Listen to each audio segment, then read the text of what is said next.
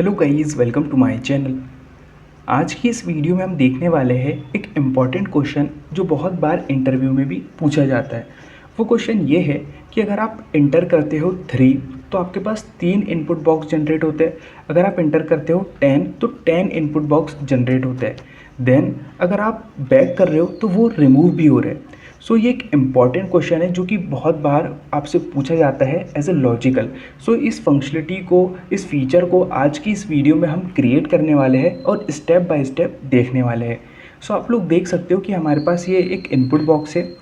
इस input box के अंदर लेट से हम यहाँ पर इंटर करते हैं 3, तो देखिए 3 हमारे पास इनपुट बॉक्स जनरेट हो गए।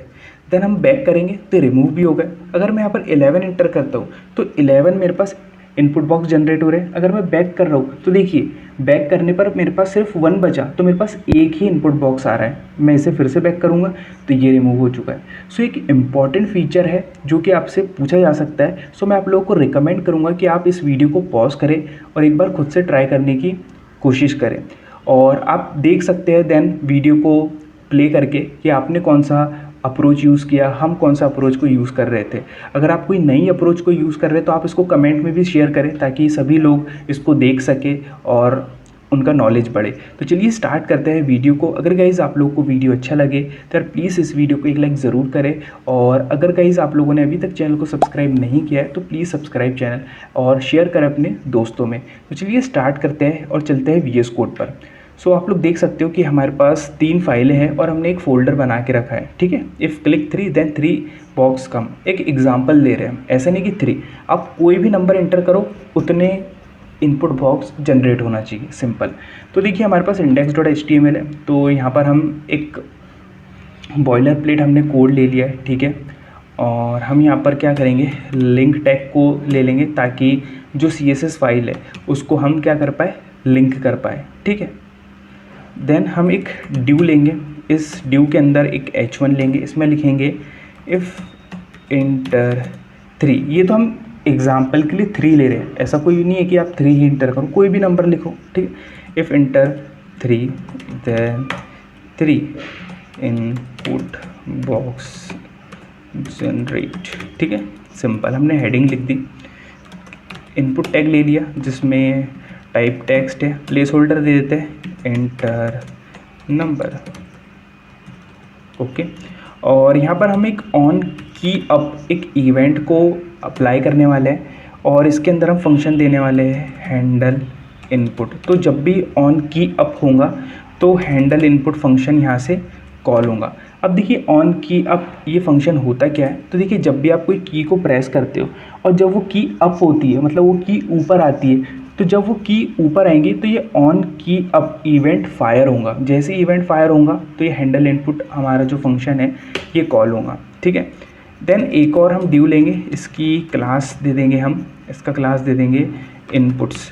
तो बेसिकली जो ड्यू है, इस ड्यू के अंदर जो भी हम इनपुट को क्रिएट करेंगे, जनरेट करेंगे, वो इस ड्यू के अंदर अपेंड करने वाले हैं। ओके, तो देखिए हम index.js में भी अभी हमारे पास कुछ नहीं है, तो index.html को हमने सेव कर लिया और देखिए हम इसको रिफ़्रेश कर रहे हैं तो हमारे पास आ चुका है if enter 3 then 3 input box generate, simple. ठीक है, अब हम क्या करेंगे, यहाँ पर index.js पर आ जाएंगे और एक वेरिएबल बना लेते हैं कॉन्स्ट इनपुट कंटेनर। देखिए कॉन्स्ट एक गुड प्रैक्टिस है कि आप जितना हो सके कॉन्स्ट या लेट का यूज़ करें। ठीक है, तो डॉक्यूमेंट डॉट क्यूरी सिलेक्टर की हेल्प से हम टारगेट कर लेंगे जो हमने क्लास दी थी डॉट इनपुट्स को, तो उस ड्यू को हमने टारगेट कर लिया। ठीक है, फिर हमारे पास एक फंक्शन है हैंडल इनपुट नाम से, जो कि हमने ऑन की अप के ऊपर हम फायर कर रहे हैं, तो इस फंक्शन को हम यहाँ पर कॉल कर लेंगे। ठीक है, हैंडल इनपुट, और उसमें हम इवेंट को पास कर रहे हैं। ठीक है, उसमें हम इवेंट को पास कर रहे हैं। अब देखिए जो इवेंट है, इस इवेंट की हेल्प से हम क्या कर सकते हैं कि जो भी आप इस इनपुट के अंदर लिखोगे, जैसे मैंने यहाँ पर कुछ भी लिखा, ये कुछ जो भी यूज़र इस इनपुट के अंदर इंटर कर रहा है, वो वैल्यू अगर आपको एक्सेस करना है तो इस इवेंट की हेल्प से आप उस वैल्यू को एक्सेस कर सकते हैं जो भी यूज़र ने इनपुट के अंदर लिखा है। तो event dot target dot value आपको लिखना है, तो इससे क्या होगा कि जो भी यूज़र ने लिखा है वो आप एक्सेस कर सकते हो। ठीक है, तो हम इंस्पेक्ट कर लेंगे, ठीक है। इंस्पेक्ट करने के बाद कंसोल पर आ जाएंगे इस टाइप से और इसको रिफ़्रेश कर लेंगे, ठीक है। अब देखिए मैं यहाँ पर लिख रहा हूँ लेट्स से 2, तो हमारे पास आ रहा है handle input is not defined on की अप, ओके।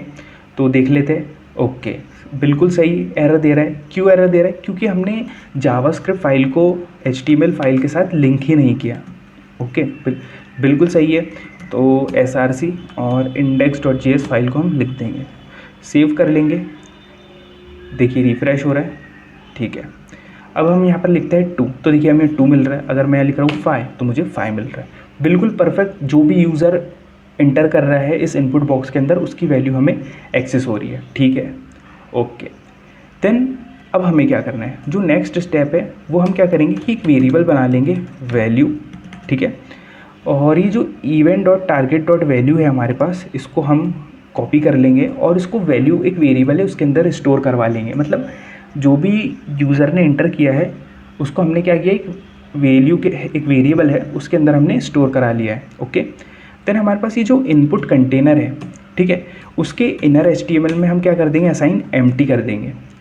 इसका मतलब क्या कि देखिए जब भी यूज़र इनपुट बॉक्स के अंदर कुछ लिखेगा तो ये हैंडल इनपुट फंक्शन चलने वाला है। जैसे ही हैंडल इनपुट फंक्शन चला तो ये जो हमने ड्यू को टारगेट किया है इनपुट्स क्लास की हेल्प से, ओके, तो हम क्या कर रहे हैं, ये जो ड्यू है, ड्यू के अंदर जो भी चीज़ होंगी उसको हम क्या कर दे, एम्प्टी कर दे रहे, खाली कर दे रहे।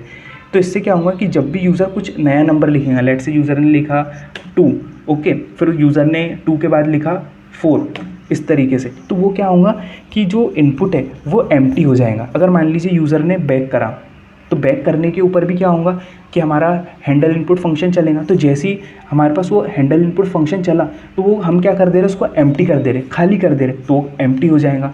तो जो हमारी फंक्शनलिटी है कि बैक करने पे इनपुट बॉक्स हट जा रहे, रिमूव हो जा रहे, तो वो भी हम इससे अचीव कर पाएंगे, ठीक है। फॉर लूप लगाएंगे हम यहाँ पर, तो लेट i इक्वल्स टू 0 और i छोटा होगा किससे, वैल्यू से, तो जो भी वैल्यू होंगी उससे i छोटा होगा और हम i को यहाँ पर इंक्रीमेंट कर रहे होंगे। एक वेरिएबल बना लेंगे हम यहाँ पर इनपुट, ओके, और हम यहाँ पर डॉक्यूमेंट डॉट क्रिएट एलिमेंट का यूज़ करने वाले हैं क्योंकि हमें एक एलिमेंट को क्रिएट करना है। तो कौन सा एलिमेंट आपको क्रिएट करना है, तो हमें इनपुट एलिमेंट को क्रिएट करना है HTML का। तो डॉक्यूमेंट डॉट क्रिएट एलिमेंट की हेल्प से आप एलिमेंट को क्रिएट कर सकते हैं HTML के, ठीक है।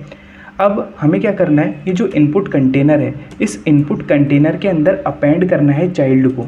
कौन से चाइल्ड को अपेंड करना है, ये जो मैंने इनपुट टैग बनाया है, इनपुट HTML टैग बनाया है यहाँ पर, इसको मुझे अपेंड करना है, मतलब इसको मुझे इस ड्यू के अंदर असाइन करना है। तो इस टाइप से आप अपेंड चाइल्ड की हेल्प से असाइन कर सकते हो। तो देखिए इसको मैं सेव करता हूँ और रिफ़्रेश करते हो, तो देखिए अगर मैं यहाँ पर लिखता हूँ लेट से 3, तो मेरे पास यहाँ पर 3 इनपुट बॉक्स जनरेट हो रहे हैं। आप लोग देख सकते हो परफेक्टली, ओके, ये परफेक्टली वर्क कर रहा है। अब हमें क्या करना है, इसको थोड़ी सी CSS देना है, तो वो कैसे देंगे, देखो input dot style dot margin top दे देना है आपको, मार्जिन टॉप। तो इससे क्या होगा कि हर एक इनपुट के अंदर मार्जिन आ जाएगा टॉप से 10 पिक्सल का।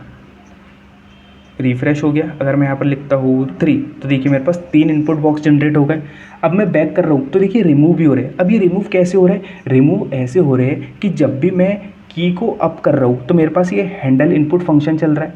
मैं कोई भी की को प्रेस करूँ तो मेरे पास ये हैंडल इनपुट फंक्शन चलने वाला है। तो अगर मान लीजिए मैंने बैक किया तो बैक करने पर भी क्या हुआ कि एक की प्रेस हुई, की अप हुई, तो ये फंक्शन चला।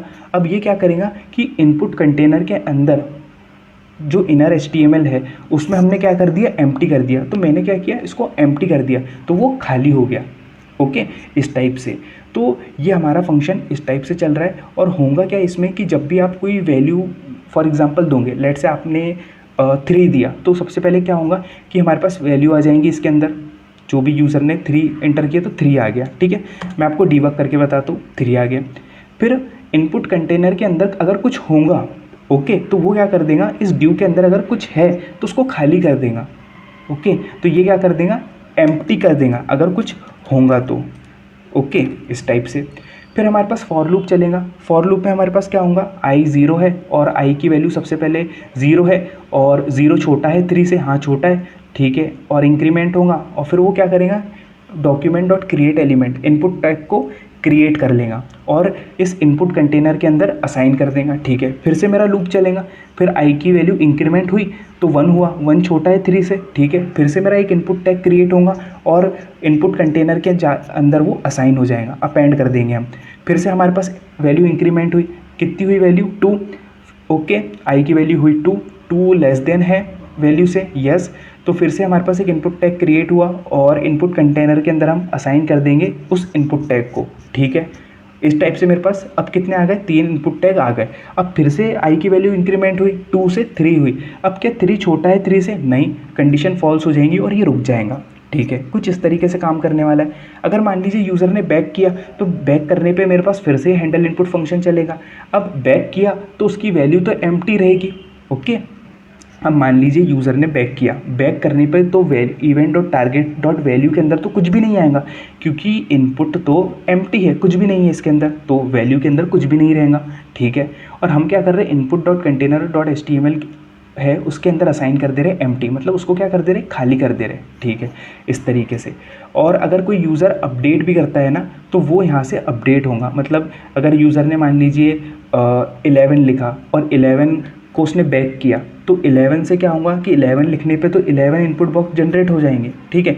लेकिन वो जैसे ही बैक करेगा तो मेरे पास फिर से हैंडल इनपुट फंक्शन चलेगा और event dot target dot value जो बचेंगी इनपुट के अंदर, अगर देखिए मैं आपको एग्जांपल बताता हूँ, मैंने 11 यहाँ पर इंटर किया, 11 इनपुट बॉक्स मेरे पास जनरेट हो गए, ठीक है। अब मैंने यहाँ पर बैक किया, ओके, तो बैक करने पर मेरे पास एक ही बचा। आप लोग देख सकते हो हम एक ब्यूटीफुल फंक्शनलिटी को यहाँ पर अचीव कर पा रहे हैं।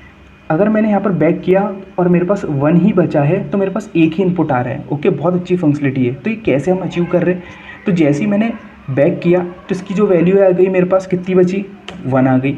और उसने क्या किया, इनपुट कंटेनर ने सबसे पहले जाके क्या कर दिया, उसको खाली कर दिया, ठीक है। अब खाली करने के बाद मेरे पास यहाँ पे फॉर लूप फिर से चलने वाला है। अब आई 0 है और आई 0 छोटा है 1 से, हाँ, तो डॉक्यूमेंट डॉट क्रिएट एलिमेंट एक इनपुट टैग क्रिएट होगा और वो इनपुट कंटेनर के अंदर जाके असाइन हो जाएगा, ठीक है। फिर से मेरे पास यहाँ पे इंक्रीमेंट हुआ, अब 0 से वो 1 हुआ, तो क्या 1 छोटा है 1 से, तो कंडीशन फॉल्स हो जाएंगी। तो इस तरीके से मेरे पास एक इनपुट टैग क्रिएट हो जाएगा। सो ये था यार आज का इस वीडियो जिसमें हमने सीखा कि कैसे आप कोई भी नंबर इंटर करें, ओके, आप यहाँ पर कोई भी नंबर इंटर करें, जो भी आप यहाँ पर नंबर इंटर करेंगे उतने इनपुट बॉक्स यहाँ पर आपके पास जनरेट हो जाएंगे। अगर आप बैक करोगे तो वो रिमूव भी हो रहे हैं। लेट्स से मैं यहाँ पर लिखता हूँ 22, तो 22 मेरे पास इनपुट बॉक्स यहाँ पर जनरेट हो गए। अगर मैं बैक कर रहा हूँ और मेरे पास बैक करने पे सिर्फ 2 बच रहा है तो मेरे पास 2 इनपुट बॉक्स जनरेट होके आ रहे हैं। तो ये एक इम्पॉर्टेंट क्वेश्चन है जो कि आपसे इंटरव्यू में भी पूछा जा सकता है। एक लॉजिकल क्वेश्चन है और एक हम इससे बहुत ही अच्छी फंक्शनलिटी को अचीव कर पाते हैं। सो आई होप आप लोगों को वीडियो अच्छा लगा होगा, आपको कुछ इस वीडियो से सीखने को मिला होगा। सो अगर गाइस आप लोगों को वीडियो अच्छा लगा हो या आपने यार इस वीडियो से कुछ सीखा हो तो यार प्लीज़ इस वीडियो को एक लाइक ज़रूर करें, शेयर करें अपने दोस्तों में, और सब्सक्राइब नहीं किया यार तो प्लीज़ सब्सक्राइब चैनल, और कमेंट करके ज़रूर बताना कि आपने कौन सी अप्रोच को यूज़ किया है और आपको वीडियो कैसी लगी। थैंक्स फॉर वॉचिंग, मिलते हैं नेक्स्ट वीडियो में, बाय।